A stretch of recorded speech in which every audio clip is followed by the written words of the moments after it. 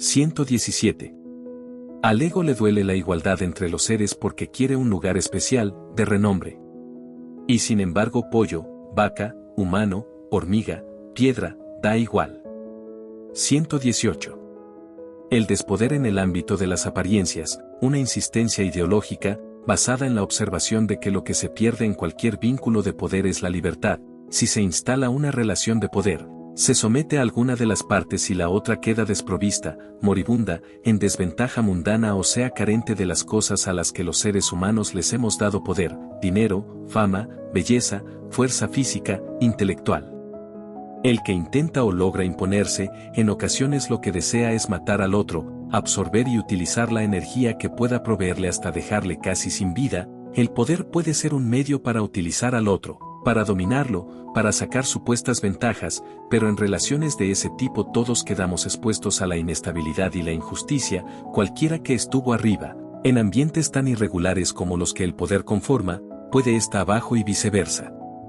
Pero existe otra alternativa y es justamente el despoder. Este significa diálogo, pero sobre todo entendimiento, en este caso, de vivir en el paraíso del despoder. Nadie impone, ni manipula, ni con trucos ejerce su voluntad de dominio. El diálogo amoroso se torna empático, comprensivo y desapegado. El diálogo no siempre se debe desarrollar con palabras, en algunos silencios puede haber comprensión entre los seres, las almas se comunican y se entienden no solo con palabras. El despoder es una opción en el ámbito de las apariencias. La fealdad en el despoder no tiene cabida. Todo mundo, toda persona y tal vez todo átomo tiene un valor incalculable. En un mundo con despoder los de arriba colaboran con los de abajo, el sano auxilia al enfermo, acaba siendo al final una tierra de todos, incluyente y profundamente amorosa. 119. La obsesión por querer poseer delgadez, una moda que afecta la salud de miles de gentes. La obsesión es el mal, el padecimiento, que se encuentra detrás de los estereotipos, es el querer ser otra cosa, cumplir un requisito y además es un afán de poder y de dominio. Querer someter al mundo con argumentos como esto significa, si hay contraparte, que el mundo los ve como verdaderos y se deja someter, recíprocamente es una locura compartida. El reino de la paz del alma no tiene nada que ver con afanes de poder, ni con la obsesión de ser lo que no se es, ni con querer ser algo que se le parezca a lo reconocido, valorado y admirado socialmente para abusar de esa condición. En la calma el ser no se desespera, ni busca delgadeces exageradas, en la paz se sabe que no hace falta nada, ni cumplir un requisito, ni alcanzar algún estereotipo. Miles de gentes con problemas de salud, por obsesiones infundadas pueden alcanzar la paz desde el reconocimiento de que nada hace falta y de que la hermosura total en la apariencia es lo que existe en lugar de cualquier fealdad que pueda ser nombrada. La palabra fealdad no significa más que vacío, mentira, ociosidad. Las discusiones sobre quién es feo o fea son en todos los casos falsos y ociosos debates que tienen como fin, en su parte más profunda, llevar al ser a la desesperación, a la alteración emocional, a la muerte, o mejor dicho a la muerte en vida. 120. El hombre echa a andar a los estereotipos, luego se convierten en un sistema de creencias y con vida propia se reproducen cual plaga. 121. El despoder, una opción emancipadora. El poder es algo muy propio de este mundo, una serie de pandillas, colectivos sociales de distintas épocas, a menudo en posiciones privilegiadas. Han convenido darle el poder que consideran a todo lo que ven y en eso no hay verdad sino acuerdos, por cierto a veces perversos. Claro, salir a las calles significa confirmar cualquier pacto social, corroborar mentiras históricas contadas, es decir, cada persona inconscientemente ha aceptado también darle poder, inercialmente, a lo que socialmente se le ha dado alta estima, pero eso no quiere decir que tenga que ser así, que la fealdad y una vanidosa y egocéntrica belleza sean nombradas por la mayoría con aplastante seguridad. No significa que sean verdades, la verdad en ese sentido es discursiva, se impone. Históricamente con esos a los que podemos llamar pactos prejuicios sociales, que por supuesto encierran casi siempre mentiras, confusiones y enredos. A lo que vemos o a quien vemos como superior o como inferior en términos de belleza, nosotros mismos le hemos dado esos calificativos infundada pero apabullantemente, Todo esto gracias a la influencia de las pandillas sociales que se han puesto de acuerdo en esos sentidos. Por desgracia no se ha tomado la suficiente distancia de estas ideas como para ver su falsedad, de tal suerte que el mundo se sigue empantanando en algo que no tiene significado. Al ver que la mayoría acepta los cánones o los parámetros de medición respecto de la belleza comparativa, uno puede caer en ese juego y olvidar de nuevo que son solo mentiras. La presión social en estos temas es fuerte, es injusto, pero el borlote puede ser de tal magnitud que alcance a creerse como real. La verdad en este mundo queda siempre oculta entre mentiras históricas y sin embargo, al mismo tiempo no se puede saber con certeza lo relativo a alguna verdad posible. A lo sumo el ser únicamente alcanza a despabilarse, no encontrando verdades sino desarraigando sus propias mentiras. 122. El despoder amorosamente despoblará las mentes de tanto mito, prejuicio y condenación, así que la gran mayoría que hoy promueve y reproduce, sin saber en muchos casos, las mentiras históricas mañana apoyará su falta de significado y por ende la libertad existencial que esto conlleva. Los que hoy apoyan los estereotipos, mañana quizá apoyen la libertad de desestereotiparse. 123. Una señora llevaba una vida social constante, abierta, solía salir, ver a sus amistades, platicar, trabajar, hasta que de pronto una enfermedad al parecer atacó su rostro, fue tal el impacto de observarse distinta, fea a su triste modo de ver, que no salió más, rechazó su nueva condición. Insoportables se volvieron para ella las miradas de la sociedad, depresión existencial, sufrimiento, dolor, angustia. Los estereotipos participaron en este crimen, entonces si son criminales, malogrados, despreciables más vale desaparecerlos a ellos. Las enfermedades que aparecen en el rostro o cualquier otro tipo de enfermedades que surjan son incontrolables, impredecibles, el ser humano no puede mantener intervención total sobre ellas. Sin embargo, sí puede cambiar el modo de entender las apariencias que generan, así algún destello de luz y ternura puede caer con su sobriedad sobre las circunstancias que se viven en este mundo. No es quitando, estirpando o haciendo cirugía a los rasgos supuestamente feos como se cura la supuesta fealdad, aunque en ocasiones se tenga que hacer, sino entendiendo la hermosura que hay en toda apariencia, aspecto, rostro, circunstancia. Cualquier autoestima que tenga su soporte principal en lo aparente estereotipadamente corre el riesgo de mantenerse frágil e inestable, pero si sabe que su apariencia eternamente será siempre bella y hermosa entonces no hay riesgo.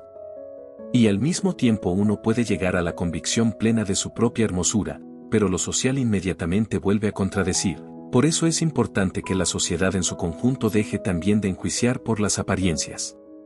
Poco a poco y tal vez mejor a prisa esa nociva costumbre de juzgarnos puede irse evitando. Es como ir al doctor y recibir el diagnóstico de que no hay ningún tipo de mal y de pronto salir de su consultorio y recibir de todos diagnósticos y comentarios distintos, aunque sean falsos. Se necesita mucha fortaleza para no caer en el juego. Para saber y concebir cabalmente lo que realmente somos, sin dejarnos llevar por la falsedad de los juicios sociales, es importante desestimar el cruento nerviosismo de los estereotipos. Esa fortaleza que se puede llegar a tener, de no creer en los estereotipos, puede contagiarse poco a poco hasta que el mal de ojo, o la enfermedad social de juzgar las apariencias acabe. Así como un virus para matar se mete en los huesos, en la sangre, en los tejidos, un brillo de luz, de calma, de armonía, viene a limpiar las mentes de sus falsas creencias para dejar la existencia en un lugar de auténtica alegría y no de falsas apariencias, simulación y manipulación. En este caso a uno le toca ser su propio doctor y darse cuenta de que, explorando todas las razones posibles, no hay ninguna que indique la veracidad de la fealdad ni tampoco de la belleza como desprecios fundados o enaltecimientos legítimos. Si la razón parece indicar que ningún rostro o cuerpo puede ser ni estricta ni remotamente feo, entonces ¿por qué creer a los mares o ríos de gentes que la nombran y que han sido influenciados por los medios de comunicación y el conjunto de situaciones históricas que conforman la apreciación que se tiene? ¿Por qué no dudar de lo que se nos ha dicho al respecto? ¿Por qué no limpiar un poco nuestro cerebro de tantas imágenes e interpretaciones que le han sido vertidas para empezar a ver con más inocencia, con más brillo, con más libertad? 124. Llega una señorita y pregunta, ¿qué debo hacer con mi apariencia? ¿Hacia dónde debo dirigir mis energías? Y los estereotipos responden, ve con el cirujano plástico para pedir nariz respingada, al gimnasio a buscar una entera delgadez, además compra revistas y sométete a dietas estrictas y rigurosas, no te olvides de comprar maquillaje y una buena ropa, cara y con estilo. 20 años después la misma señorita, he hecho todo lo que me han pedido, ¿es suficiente? Los estereotipos responden, por supuesto que no, eso fue hace 20 años. Hoy se usan narices aguileñas y ¿qué pasa con tu cuerpo desnutrido? Hoy ser medio llenita es la moda, además todas esas pinturas que compraste y la forma de arreglarte están completamente arcaicas, así que, regresa al cirujano plástico, pide nariz aguileña, sigue el gimnasio pero además come para subir de peso, tira los maquillajes que compraste y actualízate con tu ropa. Con ese desdén nos tratan los estereotipos, adquieren vida propia y pisotean la integridad y dignidad del ser. Los estereotipos no generan estabilidad, se han creado para hacer negocio y para desesperanzar la existencia de gente de cualquier edad, no solo de señoritas, cualquier persona estamos expuestos a la inestabilidad, la manipulación y el desequilibrio que estos generan. Mejor sería, tal vez, la libertad de vivir sin ellos. 125. La superfluidad, el sobrevalor de las cosas y al mismo tiempo el desvalor que degenera en, por ejemplo, la fealdad, o la exagerada estimación de la belleza como si ésta tuviese un poder distinto, mayor, superior al resto de lo que hay, y al mismo tiempo el desprecio de las apariencias supuestamente feas. ¿Qué es todo esto? ¿Mentiras históricas? ¿Locuras? 126. A los estereotipos no hay que creerles, tampoco tratar de complacerles. 127. Mientras el deseo de venganza, la vanidad, en general el ego siga latiendo en nuestros corazones, desde cualquier tipo de manifestación que presente, las mentiras históricas de diversos modos se mantendrán apareciendo, nunca serán eternas, pero actuarán como si lo fueran. Ninguna mentira existencial, aunque se transforme y adquiera métodos de camuflaje más sofisticados, podrá ser inmortal, en algún momento perderá su efímero poder e intento de dominio. El poder es fugaz, el despoder tal vez sea imperturbable. 128. Mi alma debe ser la suma de todas las partes que en el mundo puedo ver, eso significa la infinitud dentro de mí y también puesta frente a mis ojos, en los objetos, figuras y formas que el mundo hace danzar. Además los miedos con su impulso hacia la retracción deben ser el arrinconamiento, la acumulación, la concentración, de una potencia en expansión y las murallas que impiden al mismo tiempo la muerte. El miedo no deja ser libre, pero a quien no lo tiene en absoluto cegaramente la muerte le espera por desborde e insensatez, de este modo entonces sirve de equilibrista. Las manifestaciones del alma que creo ser, o sea la forma en que mi alma se comporta, son una reproducción del conjunto de símbolos que se ha permitido e inclusive circunstancialmente ha podido experimentar en forma de contacto y vínculo. Una reducción del alma en realidad es imposible, pero el afloramiento de la misma parece circunscrito a pequeñas dosis de inmensidad. El lenguaje por su parte con su continua imposibilidad de hacer ver la propia infinitud y también la cultura demuestran un reduccionismo y como naturaleza infinita el arte de pronto manifiesta la expansión infinita del alma. Los nombres y cualquier simbolismo encierran en su existir un acotamiento de una energía en potencia que parece no tener algún ancla sin estos amarres. Los nombres y los símbolos siempre son solo una pequeña parte del todo, imperfecta, imprecisa. Así las prácticas metafísicas que intenten concebir la infinitud dejarán de lado todo aquello que someta al alma y al mismo tiempo lo incluirán al no juzgarlo. Un vuelo de este tipo no tendrá tipologías pero las incluirá a todas ellas. El amor es la metáfora de este viaje, pero la propia palabra amor no puede nunca incluir su verdadero significado, tal vez porque ninguna palabra puede hacerlo en realidad.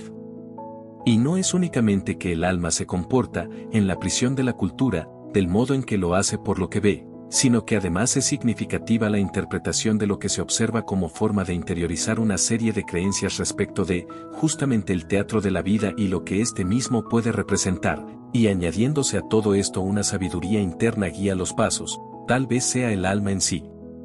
Las imágenes observadas aunadas a sus respectivas interpretaciones moldean lo que creemos el alma, pero que no es sino más bien la estructura psíquica lo que se crea con esta epistemología, sofocando al alma e incluyendo solo una fracción de ella y permitiéndole solo vivencias cortas en relación a lo que ella misma es. El alma, aunque incluye la psique, no es eso mismo de un modo total, e incluso en la rigidez de las ideas de la mente alguna enfermedad aparece, puesto que no concibe la inmensidad, más que oceánica, que el alma tiene. El cambio continuo y su aceptación viajan con el alma universal.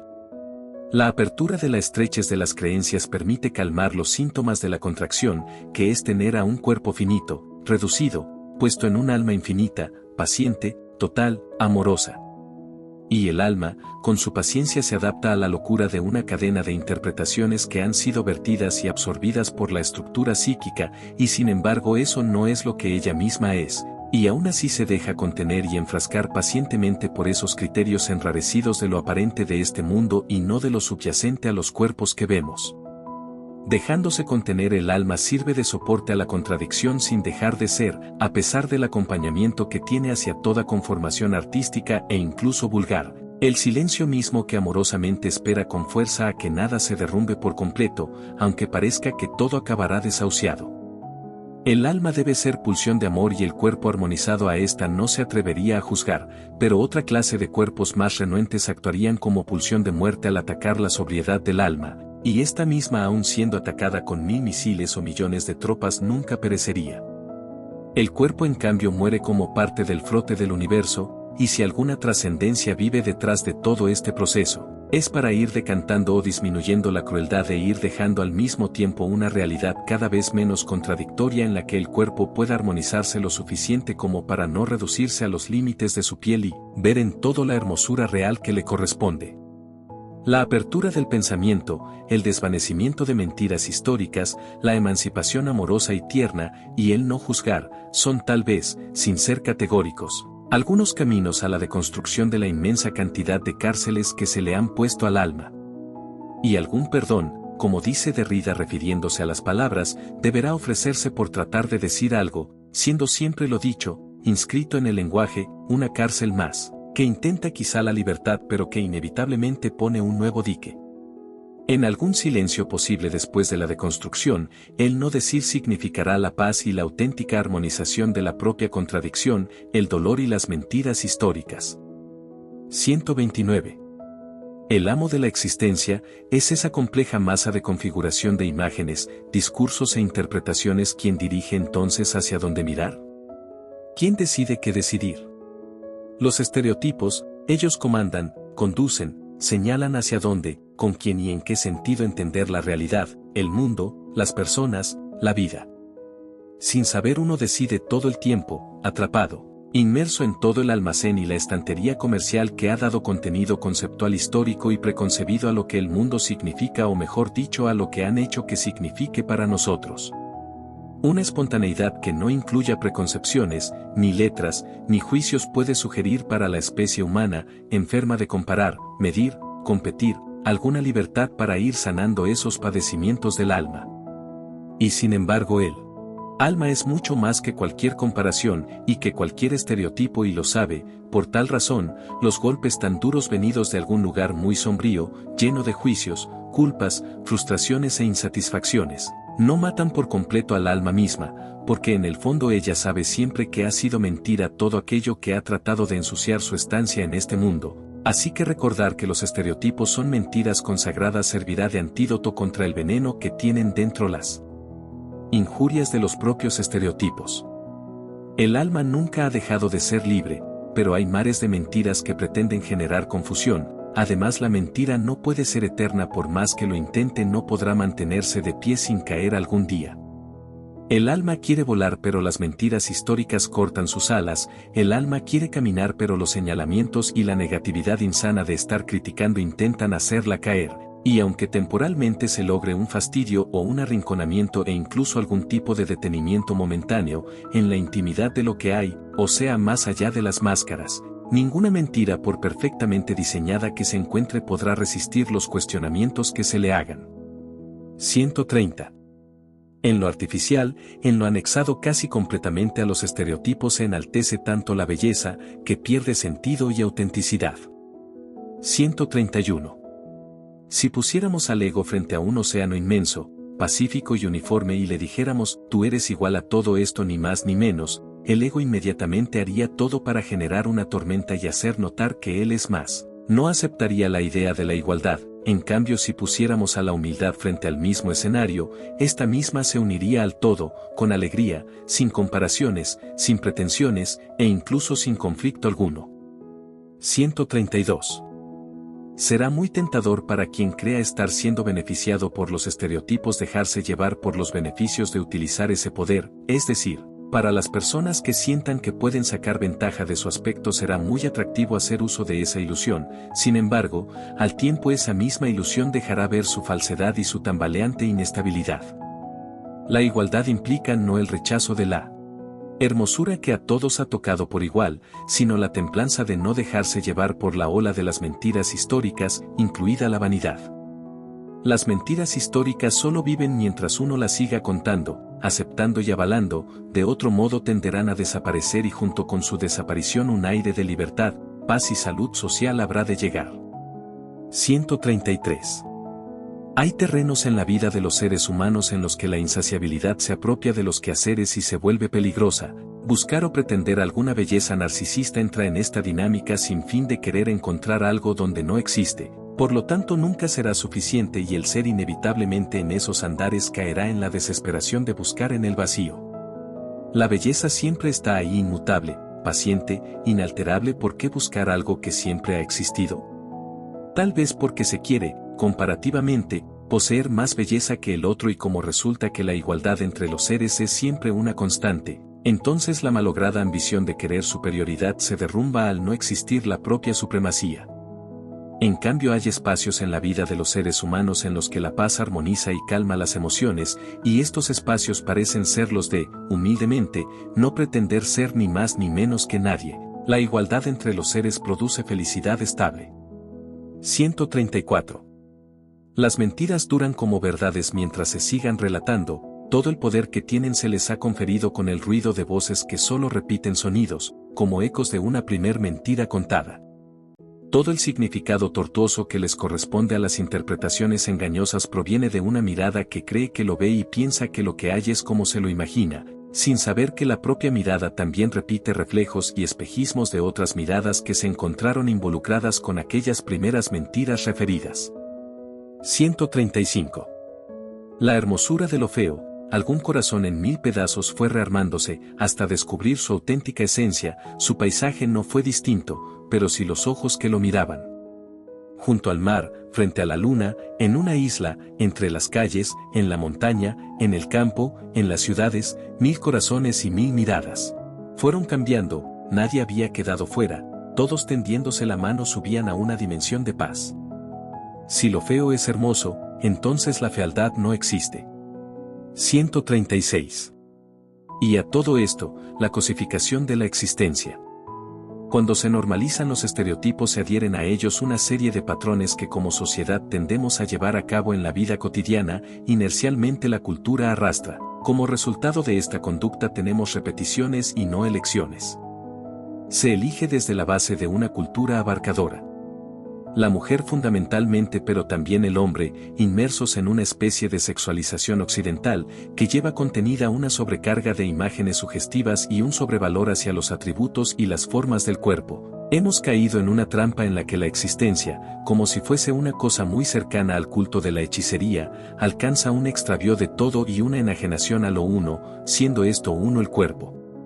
La mujer y el hombre se convierten en propiedad, en esclavos de la ansiada apariencia y de todas las pulsiones que ocultamente despierta, perdiendo de vista el amplio horizonte que incluye el estar en este mundo, lo cual significa que por estar pendientes y perdidos en la mentira histórica de las apariencias y de la fealdad se dejan de contemplar muchas maravillas que sobre este mundo circulan.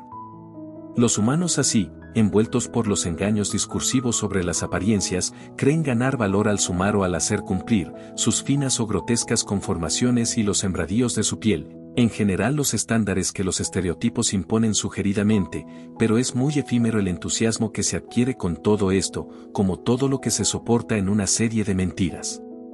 La risa es breve cuando se compite, en cambio cuando se sabe de la completa hermosura que pertenece a cualquier cuerpo no hay desesperación que pueda alterar, ni socavar, el gozo es enorme sobre la no competición, sobre la certeza de una hermosura eterna. El ser humano en ocasiones se convierte en cosa, en objeto sexual, adquiere poder con esto y puede dominar de algún modo sobre todo si hay belleza estereotipada, pero si se ha visto de esta manera al cuerpo, se corre el riesgo de que con la sequía, el ablandamiento de los tejidos, el paso del tiempo o el simple incumplimiento de algún estándar de belleza impuesto socialmente, la decepción de haber puesto la fe en algo perecedero devenga en depresión. La hermosura del cuerpo no tiene límites, es infinita y etérea. Los estereotipos acaban siendo siempre un espejismo infeliz que sublima solo una fracción, siempre insuficiente de lo que significa la belleza más allá de los límites que proponen siempre los propios estereotipos. Cualquier palabra pone siempre límites, encuadra, es insuficiente, castigadora, hostil y aunque tenga las mejores intenciones casi siempre discrimina, deja fuera algo, excluye. En algún silencio, en alguna vacilación del alma, en algún sencillo mirar o sentir, la libertad se deja ver. En esos momentos sutiles los juicios desaparecen y también todo aquello que hemos creído con tanta firmeza se disuelve, el ser se vuelve uno con el universo entero, nada queda lejos en esos momentos, cortos al parecer pero eternos en realidad. Lo violento de los estereotipos y su crueldad no consiste en que reconozcan la belleza, sino que la vean únicamente en un segmento, mismo que se adjudica algunas ventajas, privilegios, lo cual puede entenderse como sectarismo y en el fondo como corrupción. La belleza de algunos descansa sobre la fealdad de otros, en el mundo algo análogamente injusto ocurre en torno a la pobreza, la riqueza de unos cuantos reposa sobre la pobreza de la mayoría. Este mundo todavía necesita que muchas mentiras históricas sean develadas y desvanecidas, la política como acción y como idea puede intervenir. 137. Una jovencita, que por cierto nunca había pensado seriamente en su apariencia física, a los 13 años recibió un comentario de su mamá que le decía que su nariz era igualita a la de su papá y que si quería en un futuro próximo la operaría. A partir de ese momento, comenta ella, empezó a pensar en algo que no había pasado por su mente y se volvió casi una obsesión y una inquietud esperar la fecha de la cirugía. Se sembró la duda sobre la belleza de su nariz y junto con ella la joven que hasta entonces había mostrado tener buena autoestima, se volvió insegura y vanidosa. La madre con la mejor de las intenciones y sin darse cuenta, derramó sobre su hija el veneno de los estereotipos, que el mundo hable de las apariencias es algo muy pesado, pero que los padres lo hagan resulta una carga seria, la cual quizá, igual que todos los decires respecto de la belleza y la fealdad, no debiera tener significado. 138. Gente bien, una expresión usada haciendo referencia a ciertos estereotipos, sin embargo toda la gente es gente bien, ¿no hay excepciones cual gente bien? ¿Qué supone esta expresión? No se puede uno dejar engañar con trampas como estas. 139. La opinión pública es como una fuente abierta de la cual se bebe y a la cual cualquiera contribuye depositando lo que cree o considera. Los comentarios que se hacen en el ámbito justamente de lo público repercuten en la idea o las ideas colectivas que se van forjando. Decir o opinar tiene implicaciones serias que resuenan muchas veces más allá de lo que uno puede imaginar, y si en el ámbito de la opinión social el chismorreo se dedica a ejercer calificativos o a decir mentiras, esto mismo afecta las creencias de otros, intoxicándolas. Cada quien entonces tiene el compromiso de ejercer su silencio o sus comentarios sabiendo los efectos que pueden tener para la comunidad en general. Decir o callar envuelve un acto público, a la fuente se le nutre o se le contamina según se decida. Cada palabra, cada pensamiento y cada silencio con las intenciones correspondientes afectan la esfera global y la opinión pública que se sucede a cada instante. Los medios de comunicación influyen preponderantemente, en ese sentido es importante que exista libertad de expresión, que no se limiten los diálogos, que se permita la reflexión y cada quien elija y exponga libremente sus convicciones e ideologías. 140.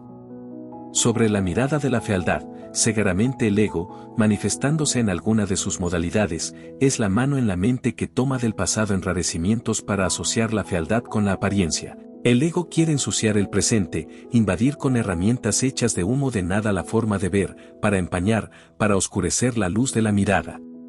Un ojo limpio de prejuicios no puede ver fealdad, no entendería sobre esas aberrantes mentiras. Lo absurdo de una mentira es que sea creída como verdad y eso justamente pasa con la idea de la fealdad. La historia, junto con el ego ha conformado ridículas creencias y ahora estas mismas impiden ver con nitidez, pureza e inocencia la hermosura que existe en todo lo que hay. Afortunadamente las mentiras tienen patas cortas y todas ellas, incluyendo las históricamente más desagradables, segaramente se desvanecerán, no podrán aguantar de pie eternamente, precisamente por ser mentiras. 141. Los altos vuelos, antropológicos por cierto, que llevan como combustible o como débil insumo, la fama, la belleza, el poder, el dinero, se desplazan en el espacio-tiempo, animados, energizados a través de un resorte o soporte bastante frágil, no vaya a ser que se caigan por exceso de soberbia. 142. ¿Por qué se le dice feo a alguien? ¿Por qué se fomenta tanto esa práctica que incluso puede llegar a generar discriminación? Y a su vez, ¿por qué se enaltece la supuesta belleza pudiendo además recibir tratos preferenciales? ¿Por qué esta división, este pacto y estos arreglos turbios en la mente? ¿Por qué estas separaciones y clasificaciones? Por lo mismo que un pobre o un enfermo es ignorado, o que tal un rico que por sus fortunas económicas tiene mucha gente a su alrededor.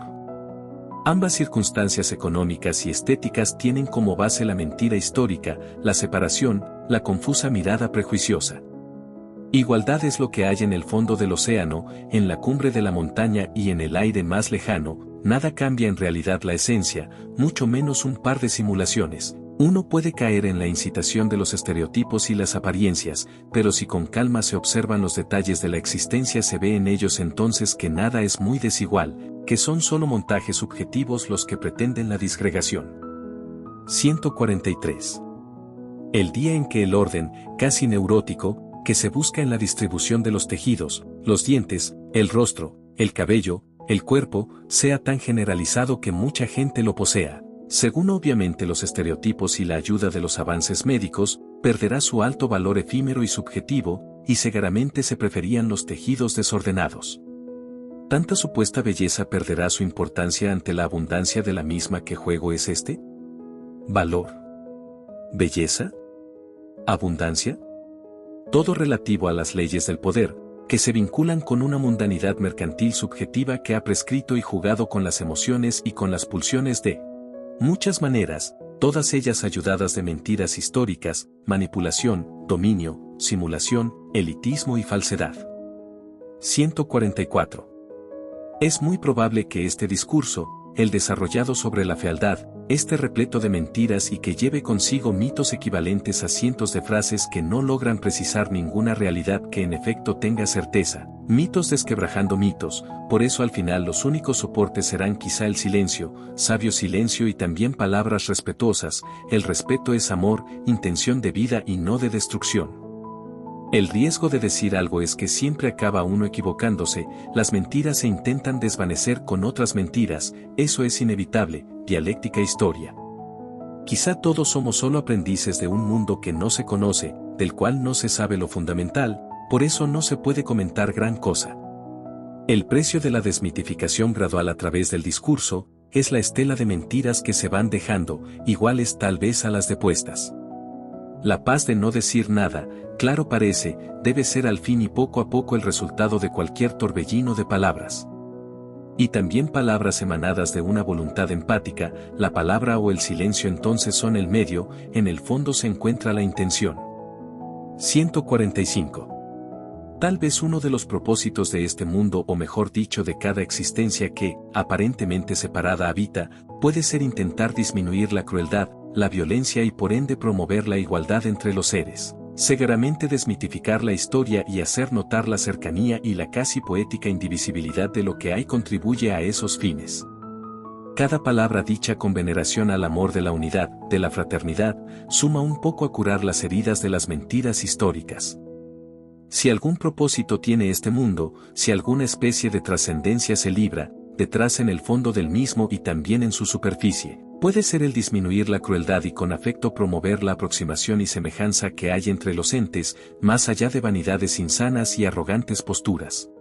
Y si no existiese propósito alguno sobre el sentido del mundo, sus símbolos y su devenir, la crueldad sigue siendo aún así, sin dioses, ni moralidades criticables, desde el punto de vista del racionalismo, atormentadora. Por lo tanto, Su disminución no es solo un asunto ascético o religioso, sino un compromiso que cada ciudadano puede asumir y decidir para evitarse al mismo tiempo para sí mismo la posibilidad de recibir los demonios de la propia crueldad, la separación, el señalamiento, la condena y en toda instancia de este tipo la perversidad que subyace y que intenta herir el alma. Y sin embargo el alma nunca puede permanecer herida. Ninguna mentira alcanza con sus argucias a dirigir golpes reales, así como las mentiras son falsas también los efectos nocivos que producen lo son aunque no parezcan. El alma después de todo permanece limpia y capaz de perdonar y de seguir promoviendo la igualdad entre los seres y, con insistencia se puede decir, la disminución de la crueldad. Se crea o no en Dios la violencia ante nuestros ojos, oídos, boca, mente, sentidos en general es pavorosa. El estar en este mundo con sus funciones metabólicas y predadoras, significa en sí estar en un mundo violento, y es por eso una oportunidad política, existencial la de poder decidir hacer el menor daño posible.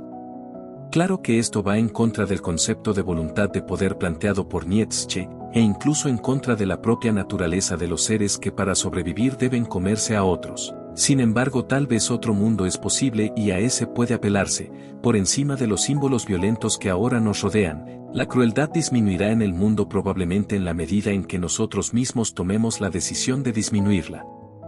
El mundo es tal vez un reflejo de nuestras históricas decisiones y será entonces, en su devenir, las decisiones presentes que tomemos en función de todas estas circunstancias. La idea de fealdad debe quizás ser removida, se crea o no en Dios, por sus propios y desagradables efectos y por su naturaleza falsa. 146. ¿Y quién puede apropiarse de la belleza o del lenguaje? Unos cuantos ingenuos. Cuando algo es para todos, nadie puede tenerlo únicamente. Belleza y lenguaje, por más que quieran volverlos exclusivos, pertenecen a la auténtica democracia que supera las mentiras, los relatos y los propios símbolos, es decir, la igualdad que en el fondo prevalece a toda costa, no discrimina. ¿Palabras mal empleadas quién dice? ¿Gente fea? Todos son disparates. Dejar en paz la existencia es abandonar la pretensión, el dominio, la explotación. En cualquier tema, el que sea, llámense cine, literatura, poesía, vida cotidiana, lenguaje, trabajo, quieren algunas élites enquistarse, sobresalir, dirigir, imponerse. La belleza y la fealdad vienen justamente de esos desaciertos, de esas locas y ociosas ansias del ser del hombre de inventar cualquier cosa, aunque sea mentira, con tal buscar algún tipo de supuesta superioridad. Se proponen en convenciones conceptos, lenguajes comunes, entendimientos que con palabras se construyen, pero si alguien no alcanza a cumplir con rigor estos estándares antropológicos, no debe quizás ser menospreciado. Además, porque perfeccionistamente nadie puede cumplir a cabalidad con algún tipo de rigor. Lo fundamental se encuentra en el corazón, en la buena voluntad. Si un mensaje es entendido, por ejemplo en el ámbito de la comunicación común, ¿qué más da si existen imprecisiones cuando hay comprensión y oportunidad de ahondar en los propios mensajes para clarificar las inconsistencias? 146. Un incendio entre culturas, un fuego incesante se percibe cada día, unos contra otros, es un caos de condenas, murmullos, chismes, intrigas, eso hace más grande el calor intenso. La leña que alimenta el masivo horror provocado por las mentiras históricas es el juicio. Así es, juzgarnos, señalarnos y por ende faltarnos al respeto en este mundo metabólico parece la única opción para sobrevivir, sin embargo existen otros caminos. Para parar el fuego quizá en lugar de destrozarnos podemos acudir al diálogo, al entendimiento, a la comprensión, a la empatía, al perdón y a dejar de promover desprecios. Esto sin suprimir la personalidad humana, aquella que llena de energía necesita desfogar también bajas pasiones, para eso también hay creatividades disponibles o por inventar. Todas las culturas merecen respeto y tal vez la manera menos violenta de enriquecer la propia cultura es el diálogo mismo, el intercambio, la experiencia, el arte y además el aprendizaje social que se puede dar de la propia convivencia cotidiana aunada a la prudencia de formarse en ambientes armónicos, en los que por armonía entenderíamos tal vez que las diferencias se resuelven a través del diálogo, argumentación, comprensión, humildad y no de la terquedad y la violencia bajo cualquiera de sus posibles manifestaciones. ¿Y cuál razón es lo suficientemente robusta como para que sirva de guía? Seguramente el alma sabe lo que debe decidirse en cada caso, Poniéndose en el lugar del otro y el otro en el de uno se pueden conseguir acuerdos sociales positivos para el todo social, político, económico y medioambiental. 147. En momentos difíciles, vale la pena seguir luchando, aunque este mundo no tenga al parecer remedio, la luz del intento continuo y de ser posible desinteresado no se puede apagar, quizá porque habrá nuevos mundos y para ellos hay que sembrar un poco de bondad y justicia. Junto con estos valores hay que ir limpiando al mundo de estereotipos, así los que vengan después de nosotros verán un nuevo amanecer más limpio, libre y fresco. A veces se siente el peso y la tristeza de vivir en un mundo gobernado por el dinero, la fama, la supuesta belleza y el poder que de estas y otras mundanidades deviene.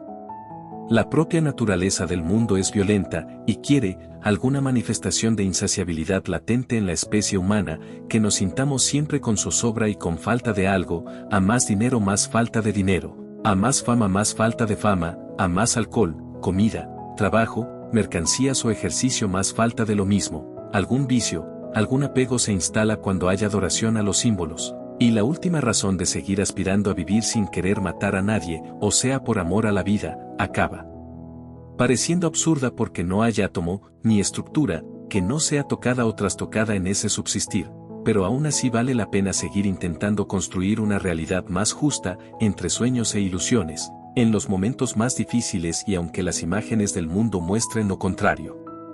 El mundo es, en parte, un reflejo de nuestra racionalidad. Si ésta cambia tal vez al tiempo el mundo mismo nos enseñará también recíprocamente la novedad, como si fuese un espejo que muestra nuestros propios cambios, transformaciones y novedades. 148. Hay que seguir las ideas, la fe, las ilusiones, el latido del corazón, y no creer que una caída o algún error de algún hermano o de nosotros mismos significa la pérdida de las ideas, la fe, las ilusiones, el latido del corazón. El hombre y la mujer tropiezan, las ideas son una luz en este mundo medianamente oscuro y ligeramente sombrío. La debilidad humana no significa la debilidad del alma, es solo tal vez una ilusión que surge para desmotivar alguna trascendencia o transparencia posible, pero aún así no puede uno rendirse. 149. Y que sentirán los gusanos, algún júbilo, de comerse a las bellezas o las personas supuestamente bellas que en este mundo existen, o contrariamente algún asco doble o repulsiones continuas de comerse a las principales fealdades. ¿Qué diferencia sentirán entre unos cuerpos y otros? 150. La esclavitud de los estereotipos no puede verse porque no se conoce la libertad de estar y vivir sin ellos. Una costumbre ha sido tener la existencia doblegada ante numerosas mentiras históricas que, en la práctica, se comportan como batallones de fusilamiento psicológico. 151. Los símbolos no te definen, son más bien interpretados en las circunstancias de la cultura y esa interpretación necesariamente acaba estereotipando. Para salir de ese enredo permitirse ver y entender no a partir de la genética, ni tampoco de los edificios e instituciones creadas, sino contemplando los árboles y los ríos, pero sin nombrarles, desconociendo sus nombres, o sea viéndolos con el alma, con el blanco manto de una mente nueva. Pero eso es imposible, claro, sin embargo es otra forma, así que tal vez toca buscar vivir el mundo más allá del lenguaje, con el corazón abierto y la mente desnuda. Incluir el lenguaje y un poco más. 152. Las cáscaras, las ropas, los adornos, motivadas sus interpretaciones en historias vinculadas al poder son lo que inclina la balanza de la percepción en un sentido o en otro, son lo que a través del tiempo ha moldeado al ojo ya sea para que le agrade o para que le disguste algo específicamente, de tal suerte que no hay ingenuidad en la forma en que miramos desde este enfoque. Si los poderosos usaban ciertas indumentarias, son vistas, estas mismas o algunas parecidas con simpatía y si los pobres usaban otro tipo de ropas, sus equivalentes, son percibidas tal vez con desconfianza. El ojo asocia inercialmente y muchas veces sin percatarse de sus vinculaciones, el dinero da confianza porque existe miedo a la muerte. De un modo inconsciente lo que indirectamente genera sensación de abundancia es comúnmente aceptado y lo que en sentido contrario genera sensación de escasez, pobreza, enfermedades mayormente rechazado. Esto, sobre las apariencias, es un prejuicio histórico. En el fondo habita en el hombre un temor, el de no tener lo suficiente para sobrevivir, por eso se acerca a una especie de inconsciente instintivo de supervivencia a lo que inspire a través de su imagen cierta seguridad. Alguna imagen, ya sea sobre los adornos, las ropas, o los accesorios, o ya sea también sobre las propias facciones del hombre y la mujer, que se asemeje a algo que en la mente pueda llevar o asociar seguridad o incluso placer, probablemente será bien recibido e incluso aprobado o validado socialmente. Sin embargo, imágenes relacionadas con supuestas carencias, pobreza o pérdida de poder con cierta facilidad serán rechazadas. A más miedo, tal vez más necesidad de que ciertos adornos, superficialidades o rasgos que puedan resarcir ese sentimiento, esa impresión de vacío. Al mismo tiempo, probablemente si un padre o una madre fueron tormentosos para la vida de algún ser, su rostro, gestos o actitudes, vistos o asociados a otras personas, serán percibidos con ese mismo temor que se sentía en la época de los martirios que se vivieron con los propios padres. La mente asocia y no necesariamente las asociaciones corresponden a lo que sucederá. El instinto que busca seguridad puede equivocarse al juzgar anticipadamente una situación que puede ser completamente distinta a la de algún evento traumático e incluso histórico o ancestral. Esto es así del mismo modo históricamente, porque la asociación no se da únicamente en la vida específica, o mejor dicho, en el lapso de la vida de un cuerpo, sino que a través de los tiempos remotos y próximos con la cultura se vienen forjando con lo ocurrido las asociaciones que hoy nos intentan definir, desde que se nace e incluso desde antes de nacer, con todo lo que el mundo ofrece y con todo lo que significa el entorno y sus circunstancias. Uno tiene ya manifiestas algunas predilecciones, mismas que afectan la posibilidad de ver más allá de los prejuicios históricos. Los miedos y las ilusiones son consejeros, y quizá hasta propulsores de la forma en que se percibe a nivel inconsciente el mundo. Los hechos se van relacionando entre sí en la vida de los seres humanos. La parte simbólica y las formas que se presentan como portadoras de esos hechos son únicamente la superficie o lo aparente de un infinito mundo de sentimientos que se libra detrás. En el fondo, los símbolos, los cuerpos y las formas son la careta de una amplia afluencia de sensaciones que a nivel del alma coexisten, concurren o se entreveran. Creer que cada forma presente va a ser y a comportarse igual a la anterior es no salir del pasado, e impedirle la oportunidad de que surjan manifestaciones distintas a cosas o situaciones similares en apariencia, es decir, más adelante o en este presente, se pueden repetir los patrones de conducta y las reacciones, por cierto no ingenuas, no porque sean elegidas con una conciencia medianamente clara de por qué se aprecian de ese modo, sino por la asociación símbolo-forma-acontecimiento que se ejerce desde un pasado histórico que en muchos casos inhabilita cualquier tipo de trascendencia que se intente hacia la justicia, la igualdad y la libertad entre los seres. Ver de manera diferente, dándole la oportunidad a la belleza, o sea, a pensar que en todo hay belleza, es tal vez algún tipo de trascendencia posible, y también es quizá un camino hacia la disminución de la crueldad que generan mentiras históricas como la de la fealdad. Ningún rostro es feo en sí, sino más bien por la boca de hombres y mujeres que blasfeman. Los trajes que utilizaban o utilizan, por ejemplo, reyes que viven o vivían en la opulencia material, inspiran a diseñadores de modas que se dirigen a segmentos adinerados o a aquellos que pretenden simular cierta posición económica social de ese tipo, y para romper la ortodoxia y también un poco por tedio de usar la misma seda, a veces las modas, intentando democratizarse un poco, se atreven a desafiar los estereotipos venidos de arriba, es decir, de los sectores siempre más influyentes, poderosos o adinerados. El arte democratiza la cultura. Quizá lo importante no es quitar a unos para poner a otros, sino dejar que una variada y amplísima gama de posibilidades y expresiones, por sobre cualquier juicio, puedan cohabitar sin ser discriminadas o llamadas feas. ¿Quién puede decir feo o fea y tener la certeza de que lo que dice es verdad? ¿Qué autoridad de juez puede tener alguien para ser capaz de decir tal barbaridad? ¿Quién puede autoemprender la insolente tarea de buscarse una mirada lo suficientemente conocedora como para calificar la realidad? ¿Quién se siente Dios, o mejor dicho diablo, para atormentar la existencia con pesados calificativos? 153. ¿Quién puede ser dueño de la belleza cuando a todos corresponde por igual? ¿Jóvenes, viejos, artistas? ¿Quién puede adjudicarse para sí algo que es de todos? Se le ha dado mucho valor a la juventud y se le atribuye una sobredimensión de belleza. Sin embargo, cualquier etapa de la vida, incluida su estampa, es igualmente bella. El presente, con lo que se tiene en cuanto a la apariencia, es bello, ninguna sombra puede apagar el brillo de la belleza que cualquier rostro o cuerpo poseen, en esto nadie se encuentra superior, ni mucho menos inferior a alguien. Llena de hermosura se encuentra la fiesta de la igualdad entre los seres.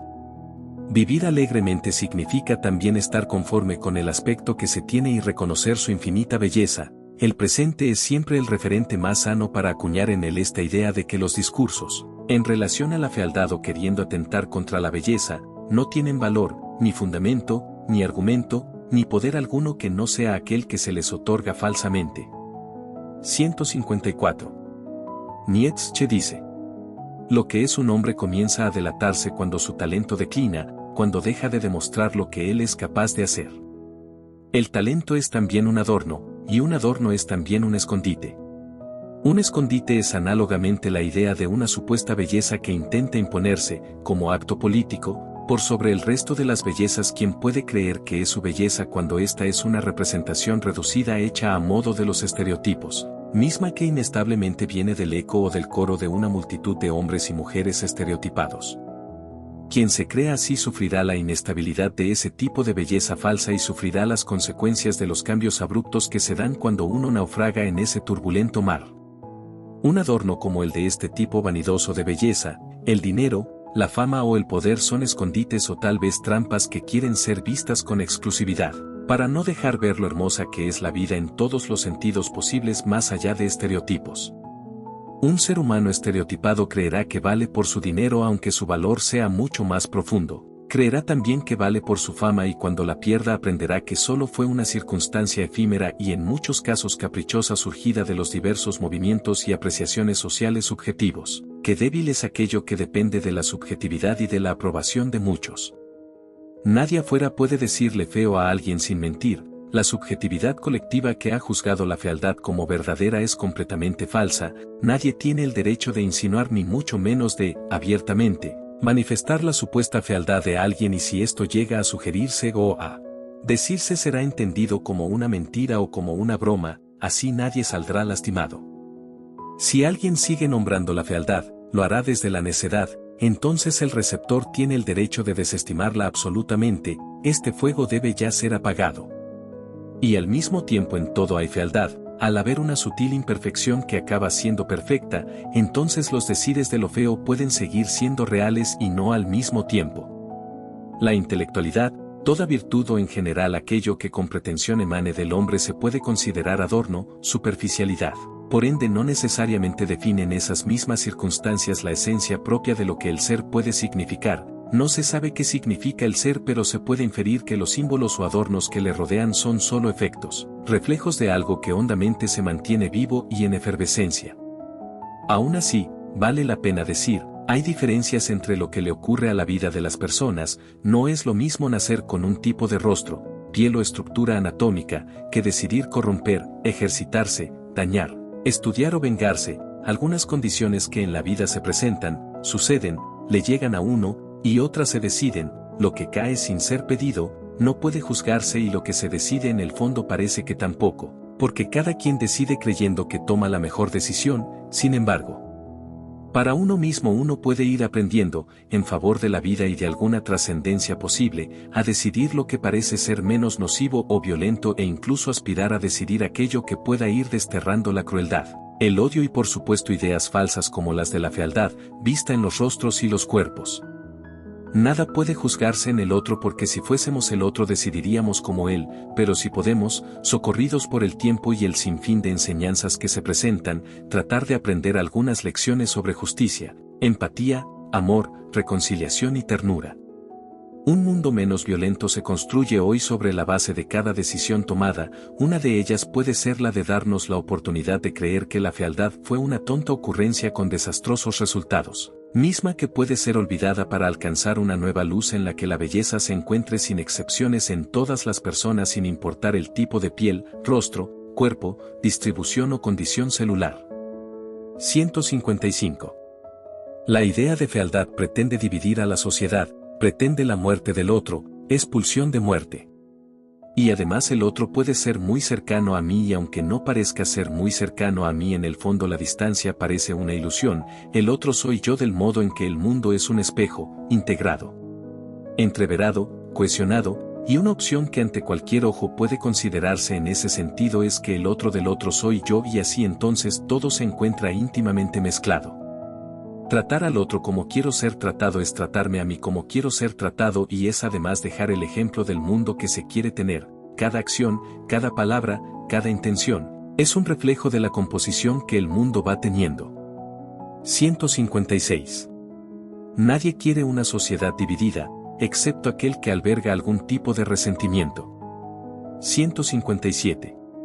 Umberto Eco dice en su libro Historia de la Fealdad, se considera bello lo que es bonito, gracioso, placentero, atractivo, agradable, agraciado, delicioso, fascinante, armónico, maravilloso, delicado, gentil, encantador, magnífico, estupendo, excelso, excepcional, fabuloso, prodigioso, fantástico, mágico, admirable, valioso, espectacular, espléndido, sublime, soberbio, mientras que feo es lo repelente, horrendo, asqueroso, desagradable, grotesco, abominable, odioso, indecente, inmundo, sucio, obsceno, repugnante, espantoso, abyecto, monstruoso, horrible, hórrido, horripilante, sucio, terrible, terrorífico, tremendo, angustioso, repulsivo, execrable, penoso, nauseabundo, fétido, innoble, aterrador, desgraciado, lamentable, enojoso, indecente,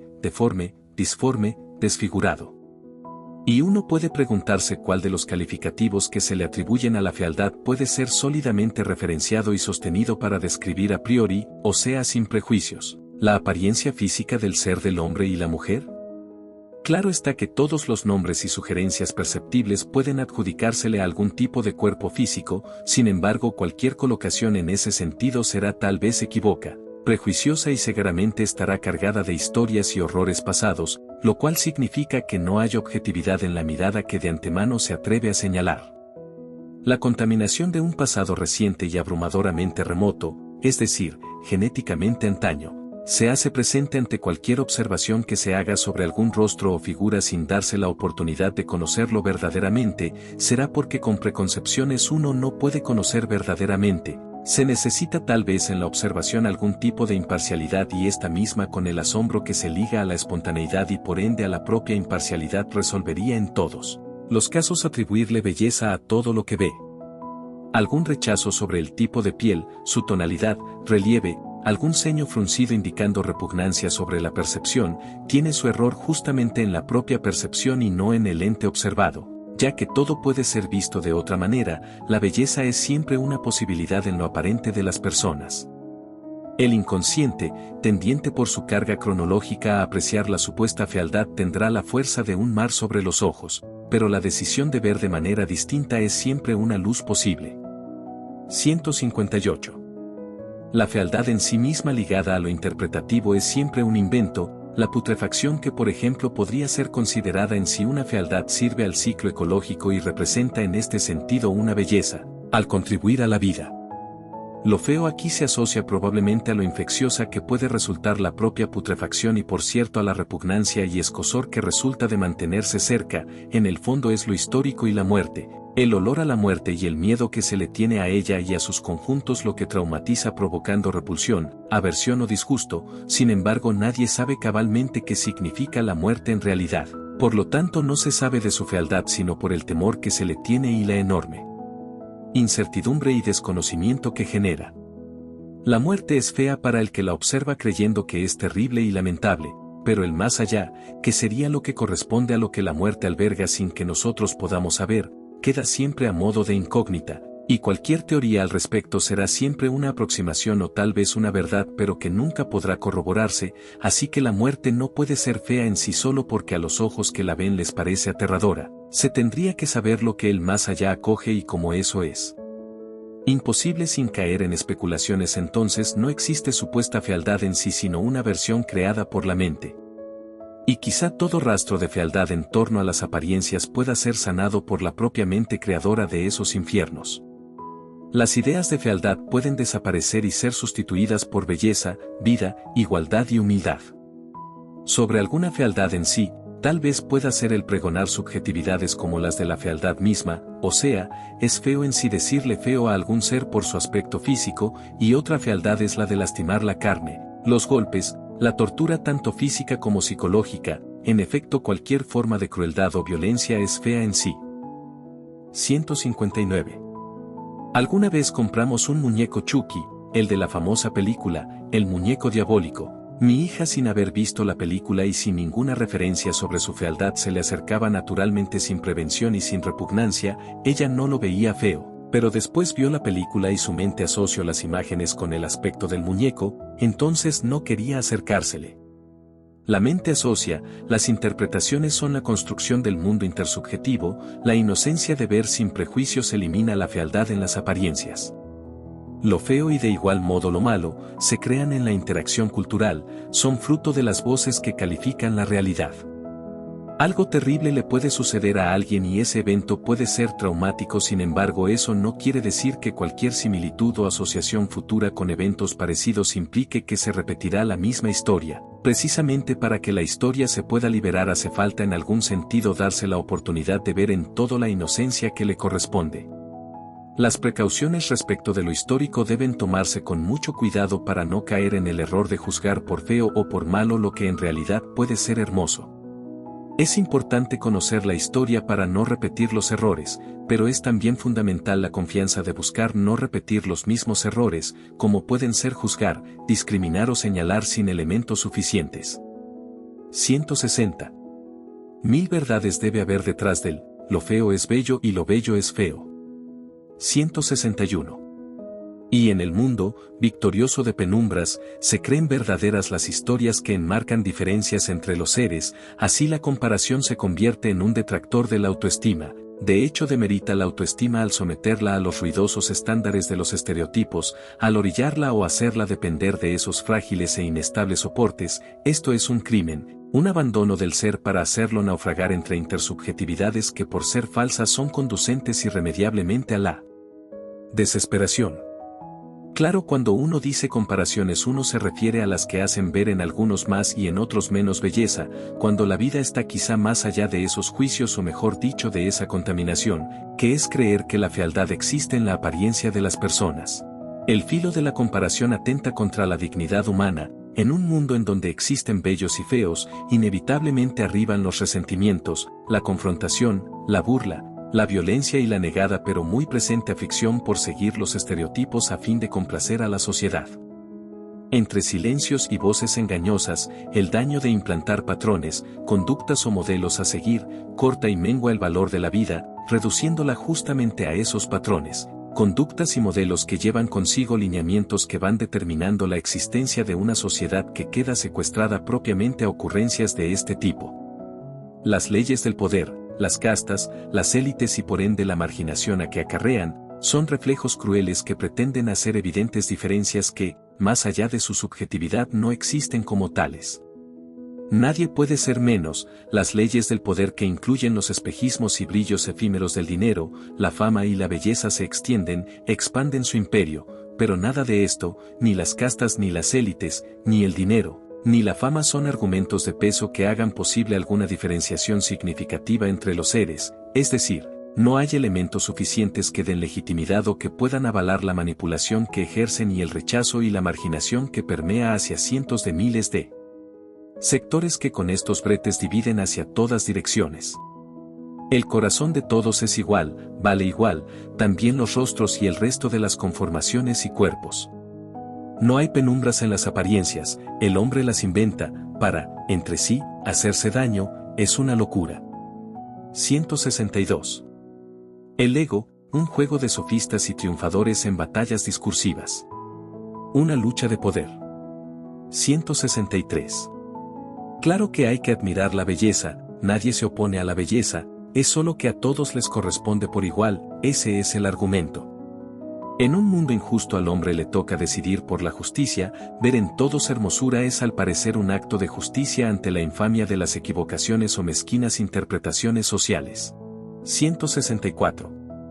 La cultura, los prejuicios, las mentiras históricas, un cúmulo importante de árboles florecen en la tierra, intentan hacerse un espacio en este mundo, pero qué desgracia, una incontable invasión de inundaciones que no los mata por completo, les deja crecer pero nunca florear. 165.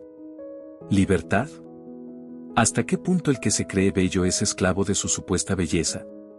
166. Los barros y las espinillas, la calvicie, la desfiguración del rostro, un sinfín de criterios y apreciaciones. ¿Quién y con qué autoridad puede juzgar todo esto como feo? ¿Con qué finalidad? 167. ¿Y quién puede creer ser lo que viste, o su herencia, o su dinero, o sus coches o incluso, más allá de eso, sus circunstancias por repugnantes o benevolentes que parezcan? Si el ser no es eso, tan transitorio, entonces ¿qué es? El ser parece siempre algo más extenso que no cabe en un cuerpo y que todos los cuerpos juntos de este mundo tal vez pueden explicar mejor.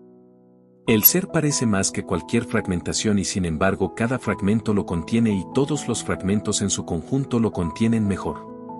Pero lo peor, es decir, el peor engaño, el que contempla más locura en este mundo de ilusiones, es el de creer que se es lo que se tiene por bienes materiales. Esa es la cosificación del ser del hombre, una mentira histórica, la de dotarle el valor del ser a las formas o pertenencias cuando el ser sin ninguna de ellas sigue brillando por sobre todos los soles. 168. No hay fealdad en la naturaleza, Marco Aurelio, siglo II después de Cristo. Meditaciones 3, 2. El pan al cocerse se agrieta en ciertas partes. Pues bien, esas grietas se forman de tal modo que nada tiene que ver con el arte del panadero, pero en cierto sentido son un gran acierto y sobre todo estimulan en gran manera el deseo del alimento. De un mismo modo los higos, cuando están muy maduros, se abren. Por otra parte contemplamos las aceitunas que han alcanzado la madurez total, precisamente ese aspecto tan cercano a la podredumbre añade al fruto una belleza especial. También las espigas. Cuando se inclinan hacia la tierra, la fiera expresión de los leones, la espuma que fluye de la boca de los jabalíes e innumerables ejemplos que, si se consideran en sí mismos, están muy alejados de la belleza, pero que en cualquier caso, por el hecho de seguir un orden natural, añaden a este adorno y deleite. Sucede, pues, que si alguien tiene sensibilidad e inteligencia suficientemente profunda para captar lo que sucede en el conjunto, casi nada le parecerá, incluso entre las cosas que acontecen por efectos secundarios, no comportar algún encanto singular. El encanto de todo, cualquier lunar, tejido, arruga, resulta incluido en la belleza de una danza que por ojos receptivos es concebida como enteramente hermosa, el barro sobre la piel de un alfarero, los restos de comida en el rostro de un niño, el percudido suéter de un anciano, el anciano con líneas expresivas muy marcadas en su cara, la piel joven y la más avejentada, la piel oscura y la clara. Todo es bello y nada de esto puede ser lo contrario, o sea feo. La fealdad es una mentira, una combinación de percepciones erradas y de locuras mezcladas con deseos de matar. Un alma que se ha sacudido los prejuicios, estereotipos y resentimientos será capaz de ver en todo hermosura plena, radiante.